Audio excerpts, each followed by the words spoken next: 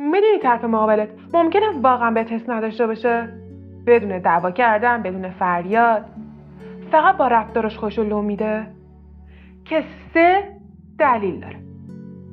اولیش پیام و تماسای بیروحه. جوابا کوتاه، خوش، اصلا سرده. این به شما نشون میده واقعا تو رابطه علاقه کمه. توجه نکردن به جزئیات تو دومیشه. چیز کوچیک برات مهمه، اما نه اصلا یادشه، نه اصلا اهمیت میده.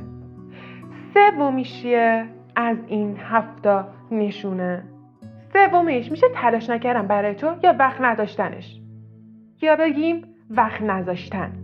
بهونه میاره، حتی وقتی که وقتش آزاده اختصاص میده به دوستاش یا کار. این 3 نشونه از 7 نشونه است. بقیش حتی ترسناک‌تره.